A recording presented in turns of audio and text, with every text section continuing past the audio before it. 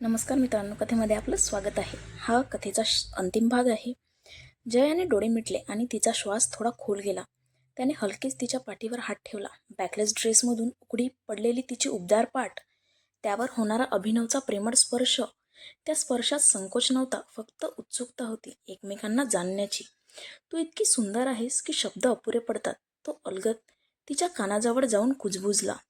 आता त्यांच्या ओठांचे उबदार स्पर्श तिच्या खांद्यावर उतरले. तिच्या मोकळ्या केसातून त्याचे हात फिरू लागले. ती त्याला बिलगली. अभिनवचा हात हळूहळू तिच्या कमरेवरून तिच्या पाठीवर सरकू लागला. एक एक स्पर्श जणू कॅनव्हासवर एक नवा रंग भरत होता, जसे एक नवीन चित्रकार साकार होत होतं. ती शांतपणे उठली, त्याच्याकडे एक क्षणभर नजर टाकली. ओठांवर गोंडस हसू आणि डोळ्यात अजून न उलगडलेली भावना. ती वळली आणि बेडरूमकडे चालत निघाली. तिची आकर्षक चाल त्याला तिला फॉलो करायचा इशारा करत होती. अभिनवही देखील उठला, तिच्या मागे चालत गेला. जणू एक लोहचुंबक दुसऱ्याला ओढावं तसं काही न बोलता न सांगता जयाने बेडरूम आकर्षितरित्या सजावट केले होते. आत येताच पहिली जाणवणारी गोष्ट म्हणजे शांतता आणि प्रकाशित संरचना. मंद निळसर प्रकाशाची छाया संपूर्ण खोलीत अलगद पसरली होती. सौम्य मखमली प्रकाशज्योत जो बेडरूमच्या कोपऱ्यांमध्येही सौंदर्य पसरवत होता. खोलीचा रंग तांबूस लालसर छटांमध्ये रंगवलेला होता. जणू संध्याकाळच्या आकाशाचं शांत असे प्रतिबिंब तिथे उमटत होते. काचेच्या मोठ्या खिडक्या ज्या शहराच्या इमारतीकडे उघडतात, त्यावर पडदे लावले होते, जे हवेच्या झुळकीनं हलत होते. त्यामागून दिसणाऱ्या मुंबईच्या लाईट्स त्या एका चित्रासारख्या दिसत होत्या, स्थिर पण आकर्षित. पलंगावर लालसर रंगाचं सिल्कचं बेडशीट होतं व खोल्याच्या एका बाजूला ठेवलेली चित्रफलक आणि त्यावर अर्धवट रंगवलेलं एक मोकळे चित्र. हे तिचं कलाकार असणं अजून बोलकं करत होतं. शेजारी रंगांचे ब्रश, काही कोरडे, काही नुकतेच वापरलेले, एक वेगळाच सेन्शुअल कोस आकर्षक करीत आणि जिवंत. संगीताच्या पार्श्वभूमीला एक सुंदर इन्स्ट्रुमेंटल जॅझ ट्रॅक वाजत होता. ड्रेसिंग टेबलवर एक सुवासिक कॅन्डल जळत होती, स्ट्रॉबेरी आणि चंदनाचा सौम्य सुवास हवेत मिसळलेला, जो दोघांच्या श्वासात भरत होता. न सुगंध म्हणून नव्हे, तर आठवण म्हणून. जया हळूच बेडवर येऊन बसली. तिच्या हालचाली मृदू होत्या, पण नजरेत एक तीव्रता होती, जणू काही आतून एक अनामिक ओढ. पण तिची बाह्य मुद्रा लयबद्ध होती, आकर्षक संयत अशी. तिने ड्रेसचा पल्ला थोडा मागे केला. पाठीवर सैलसर झालेला रिबन अलगद सुटला. बॅकलेट ड्रेस आता अधिक उघडा वाटू लागला.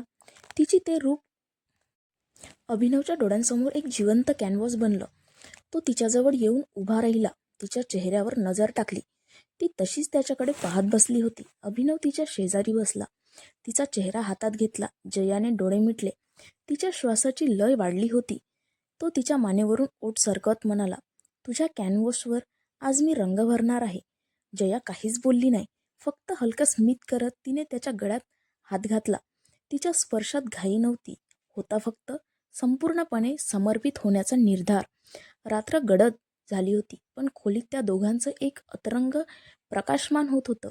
बाहेर मुंबईच्या रस्त्यांवर ट्रॅफिकचा गोंगाट अजूनही हलकासा ऐकू येत होता. तिला त्याने उशांवर टेकवलं आणि दोघांची नजर पुन्हा भिडली. यावेळी मात्र ती नजर गुंतलेली नव्हती, तर पूर्णपणे समर्पित होती. आता त्यांचा मिलनात ओठांची लय, श्वासांचा ताल आणि शरीराच्या हालचाली, सगळं काही एकाच लयीत होतं. एकमेकांच्या हातांचा स्पर्श त्यांच्या मुक्त शरीरावरही उतरू लागला, कधी हळूवार, कधी अनावर.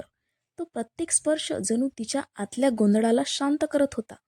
जया आता पूर्णपणे विरघळत होती. दोघांचे अस्तित्व एक होत होतं. त्या रात्री आता शब्द नव्हते, फक्त स्पर्शातून लिहिलं जात असलेलं एक नाते होते. पार्श्वभूमीला अजूनही मंद संगीत वाजत होतं. शहर झोपत होतं, पण या खोलीत दोन जीव एकमेकांमध्ये शांतपणे एकरूप होत होते. त्या शांततेला बेडरूममधील त्यांच्या फक्त श्वासांचा आवाज छेद देत होता. दोघंही त्या अनमोल रात्रीच्या क्षणांनंतर पूर्णपणे समाधानी वाटत होते. शरीर थकलं होतं, पण मन अत्यंत हलकं आणि शांत होतं, जणू आत्तापर्यंत साचलेलं मुक्त झालं होतं. अभिनव बेडच्या कडेवर बसला आणि एक सिगारेट काढली व लायटरने पेटवली आणि पहिला झुरका घेत जयाकडे प्रेमळ नजरेने पाहिलं. जया प्रेमळ हसली, त्याच्या शेजारी येऊन बसली, त्याच्याकडून सिगारेट घेतली आणि ओठांशी नेली. त्या धुरात लपलेली तिची नजर काहीतरी वेगळंच सांगत होती, न बोलता खूप काही व्यक्त करणारी. It's quite like peace after a storm, ती म्हणाली. अभिनव मान डोलावली. कधी कधी वादळ हेच स्पष्ट करतं की आपल्याला काय हवंय, तो म्हणाला आणि तिच्या बोटांमधून सिगारेट घेत पुन्हा एक झुरका घेतला. ते दोघं काही क्षण शांत बसले. आता फक्त धूर आणि श्वास यांचं अस्तित्व होतं आणि त्यातूनही संवाद होत होता. नजरेतून, हालचालीतून आणि स्मित हास्यामधून. जया त्याच्या नजरेला थेट भिडवत हसत म्हणाली, चल आता जेवूया. आपली सेलिब्रेशन डिनर. मी तर विसरलेच होते. तिच्या आवाजात एक सहजपणा होता, जणू काही बेडवरची नशा अजूनही हृदयात रेंगाळत होती, पण त्यात आता एक गोड ओलावा होता. ती उठली. बाजूला पडलेला रेशमी शॉल खांद्यावर अलगद सरकवत तिने स्वतःला पुन्हा सावरलं. कमरेपर्यंत खुला ड्रेस आणि केसांची मोकळी लहर, तरी तिच्या हालचालीत एक नाजूक गंभीरता होती, जणू आता ती फक्त सुंदर नव्हती, तर स्पर्शानंतरची शांत भावना बनली होती. अभिनवने हलकीशी मिश्किल नजर तिच्यावर टाकली. त्याच्या डोळ्यात खोडकर हास्य होतं, पण त्यातही एक अबोल आकर्षण होतं. तो हसत म्हणाला, येस शुअर, गो हेड. ती पुढे चालत किचनकडे गेली. पावलांमधून येणारा आवाज शांततेत मिसळत होता आणि मागे राहिलेला अभिनव तिच्याकडे पाहत उठला. दोघेही डिनर टेबलवर येऊन समोरासमोर बसले. त्या टेबलाभोवती मृदू प्रकाशाची कवच उभारणारी एक सुगंधी मेणबत्ती आणि तिच्या हातांनी सजावट केलेले डिनर, या सगळ्यांचं एक वेगळंच सौंदर्य होतं.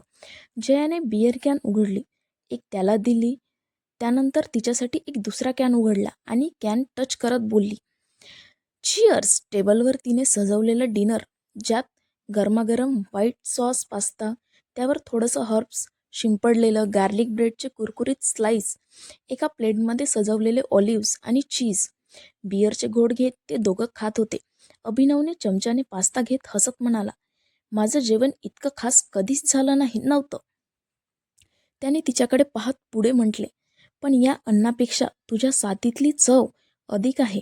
जया थोडीशी लाजली, पण डोळ्यात तिच्या एक वेगळीच चमक होती. तिने वाईनचा घोट घेत ओठांवर लहानसं स्मित ठेवत म्हणाली, मी तुझ्यासोबत असलेले हे क्षण विसरणं अशक्य आहे. मग तिने त्याच्या प्लेटमध्ये अजून पास्ता वाढला. त्याचं मन जणू त्या चवमिश्रित स्पर्शांनी भारावून गेलं होतं. तो हलक्या स्वरात म्हणाला, आजपासून हे नातं वाढतंय वाटतं आणि मनात एक इच्छा आहे, कधी थांबू नये हे सगळं. जयाने त्या क्षणी नजरेने त्याला थांबवलं. ती गोड, थोडं गंभीर झाली, पण स्वर सौम्यच होता. अभिनव, मीही तुझ्यासारखीच प्रॅक्टिकल आहे. Let's see what happen. चॅनलला लाईक